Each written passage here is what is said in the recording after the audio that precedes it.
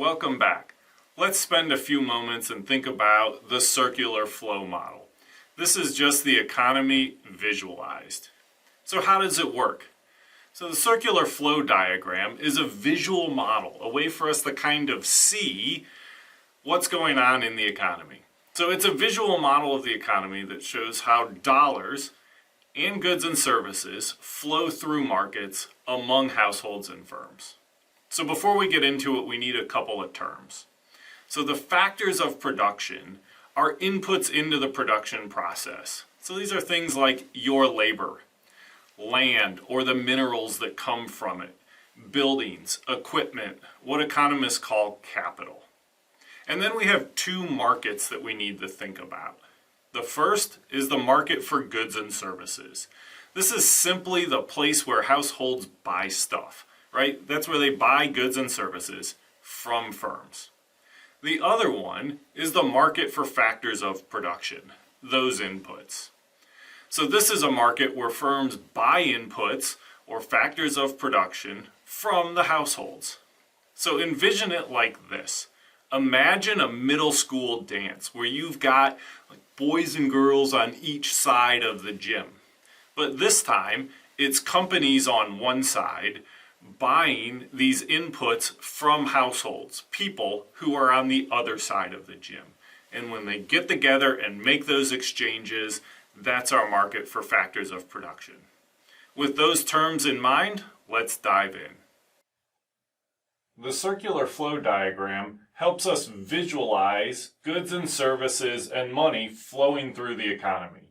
So we've got two groups to think about, and you could complicate this in a more complex circular flow, but let's think about two groups. So we've got households on one side, so households are you and I, etc. And on the other side, we'll put firms. So these are just companies that make stuff. So households and firms. All right, so what do households do? Well, we buy stuff, right? So where do we buy stuff? Well, we spend, so spending, in the market for goods and services. We go out and we buy goods and we buy services. All right, so this is our market for goods and services.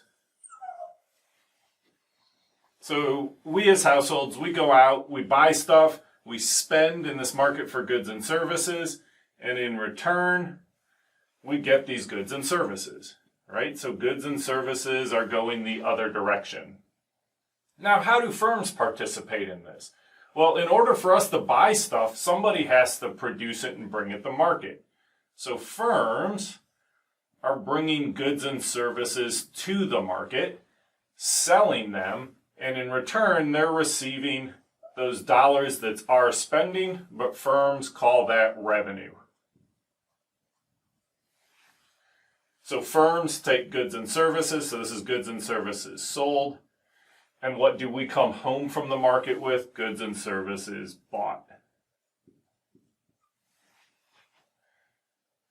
So that kind of makes sense to us, but how do we have money to spend? Well, we as households must be selling something in order to generate income for ourselves. Right? So what are we selling? If you're like, well, I don't sell anything, I just go to work, then you're selling your labor. Right? So households are going to sell their labor, land, and capital. So labor being exactly what you think it is, we go and we work, we sell our labor. What is land? This is us either selling our physical land itself or maybe mineral rights on it, natural resources, etc. So how and where do we sell this? Well, we sell this in what's referred to as the market for factors of production. So factors of production.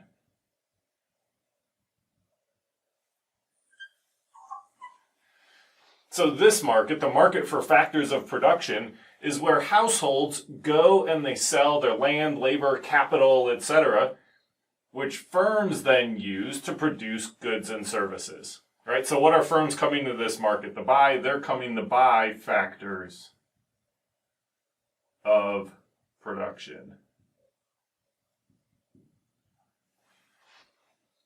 And how do we pay for our spending? Well, it's got to be that what we're getting in return for our land, labor, and capital is our income.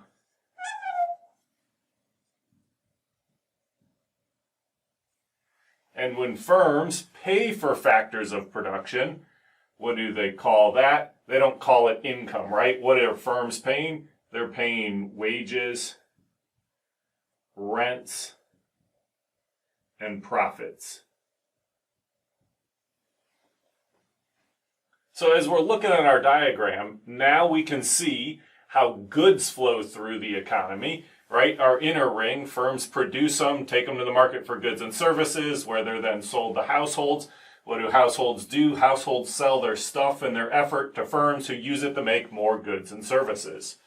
So our inner ring, this is a story about the flow of inputs.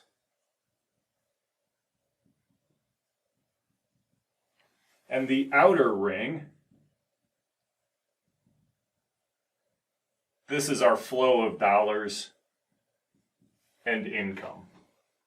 So hopefully now you've got an idea of how we can visualize the economy, goods and services, and money flowing through it using our circular flow diagram. We'll see you next time.